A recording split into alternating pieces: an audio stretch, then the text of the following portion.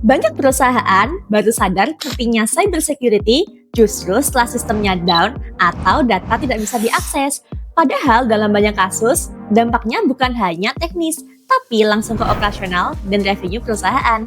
Pertanyaannya, apakah sistem di perusahaan Anda benar-benar sudah siap menghadapi serangan cyber? Hari ini kita akan ngobrol bareng Mas Tarif dari Wowrek untuk membahas bagaimana teknologi bisa membantu perusahaan untuk melindungi sistem mereka, bukan hanya dari satu sisi saja, tapi secara menyeluruh. Nah, Mas Tarif, kalau kita lihat di lapangan nih, kondisi cybersecurity di perusahaan B2B saat ini seperti apa sih? Oh, oke, Kak. Halo Kak Nadia. Dalam banyak kasus di perusahaan sekarang saat ini, itu banyak banget perusahaan-perusahaan merasa kalau antivirus atau penggunaan firewall saja itu sudah cukup untuk melindungi sistem perusahaan mereka. Sedangkan cybersecurity itu melindungi dari serangan-serangan yang terjadi, yang terkini dan terbaru dari segala potensi ancaman yang lebih lanjut. Berarti banyak perusahaannya sudah merasa aman, padahal masih banyak celah yang bisa masuk ya? Iya benar Kak, jadi cybersecurity itu melindungi dari segala aspek dan segala lini Kak. Baik Mas Tarif, berarti kesimpulannya bukan seberapa banyak tools yang digunakan, tapi lebih ke sistemnya ya Mas ya?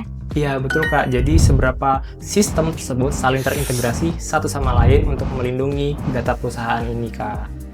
Kalau boleh disederhanakan, sebenarnya sistem perlindungan yang ideal itu seperti apa sih? Untuk sistem yang ideal sendiri itu bisa mengcover 4 layer Kak. Nah yang pertama itu ada user, orang, yang kedua itu ada endpoint, perangkat, yang ketiga itu ada firewall atau aplikasi, yang keempat adalah data. Tetapi kalau mau kita jabarkan lebih detail, yang pertama itu orang ini adalah kita sebagai karyawan, yang kedua itu adalah endpoint, ini adalah perangkat yang kita perlu lindungin, yang ketiga adalah firewall atau web application firewall yang melindungi website atau aplikasi yang kita gunakan sehari-hari dalam bekerja. Yang keempat itu adalah data. Data itu adalah bentuknya backup. Backup ini perlu karena dalam kondisi apapun data ini wajib banget hadir. Tetapi selain itu, kita juga perlu untuk monitoring respon insiden juga karena hal tersebut diperlukan untuk mengurangi dampak lebih besar atau lebih masif ketika serangan-serangan ini potensi terjadi di masa depan. Oke Mas Tarif, jadi dari 4 hal tadi, mana sih yang sering jadi titik terlemah? Oh iya Kak, untuk titik terlemah ini udah pasti banget itu orang Kak, karyawan. Kenapa? Karena karyawan yang belum teredukasi atau kurangnya edukasi itu kerap kali mengklik link phishing yang dimana itu potensi merugikan perusahaan. Oh, misalnya nih Mas, ada satu karyawan yang klik email phishing, apakah sistem di perusahaan itu bisa mendeteksi dan menghentikan dampaknya agar tidak menyebar ya Mas ke sistem yang lain? Dan biasanya jika terjadi seperti ini, apa yang akan dilakukan ya? Oh iya Kak Nat, untuk email phishing sendiri ini adalah masalah klasik ya di setiap karyawan atau mungkin setiap perusahaan.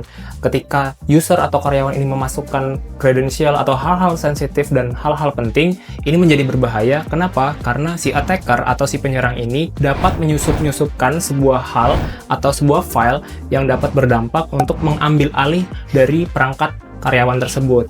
Atau mungkin contoh, si attacker itu mengirimkan sebuah invoice palsu ke klien, lalu klien itu membayarkan invoice tersebut, lalu reputasi karyawan ini atau reputasi perusahaan ini menjadi terdampak karena terjadinya penipuan di sini. Nah, selain user yang perlu edukasi, perlu juga hadirnya endpoint protection untuk melindungi perangkat-perangkat di perusahaan dari aktivitas mencurigakan, sehingga sebelum itu terjadi atau sebelum itu tereskalasi lebih dalam, dapat membantu dan melindungi reputasi perusahaan juga, Kak.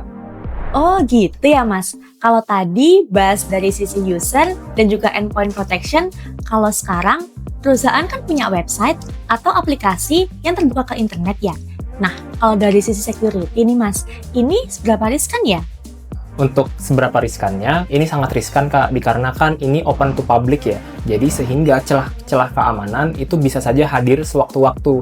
Sehingga risiko-risikonya seperti website menjadi lambat, website tidak bisa diakses, ataupun bahkan yang paling parah adalah kebocoran data dari website tersebut Kak. Oh, contohnya serangan seperti apa ya Mas yang sering terjadi dan bagaimana ya solusinya? Contoh serangannya yang pertama itu ada SQL injection Kak. SQL injection itu menyerang ke database dari si website tersebut. Yang kedua ada DDoS. DDoS itu menyerang server aplikasi tersebut sehingga membuat menjadi down. Dan yang ketiga itu ada bot attack. Bot attack itu menggunakan sebuah bot untuk menyerang sebuah server agar lambat. Seperti itu. Nah, kita bertanya kan, solusinya apa sih? Solusinya itu dengan hadirnya web application firewall pada website tersebut dapat membantu memfilter sebuah request atau serangan-serangan yang berkemungkinan untuk menyerang server dari aplikasi tersebut, Kak. Misalnya terjadi ransomware nih, perusahaan bakal gimana sih, Mas?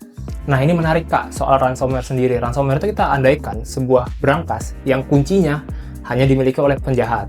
Ketika si penjahat ini ingin mengembalikan kunci ini tersebut, si perusahaan wajib banget menebus senilai yang dia inginkan. Nah, ini dapat mengganggu operasional yang bakal berhenti total, dan yang kedua akan merusak sekali reputasi si perusahaan tersebut, Kak. Nah, kalau udah kayak gitu nih, Mas, solusinya seperti apa ya?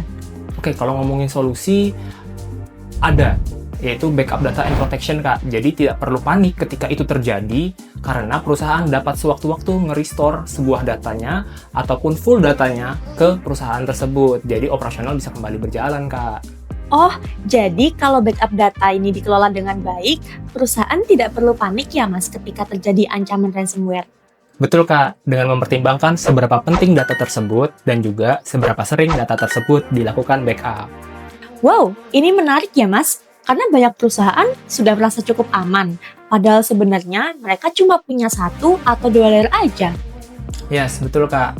Cybersecurity itu efektif bukan hanya ketika kita memiliki banyak tools, tetapi tools-tools ini itu saling terintegrasi satu sama lain, dari karyawannya atau user, yang kedua itu dari endpoint, yang ketiga itu dari firewall, website yang kita gunakan, dan tentunya data.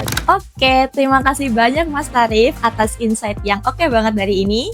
Nah, kalau hari ini sistem di perusahaan Anda masih berjalan sendiri-sendiri, mungkin ini saatnya mulai melihat cybersecurity sebagai satu sistem, bukan sekedar tools.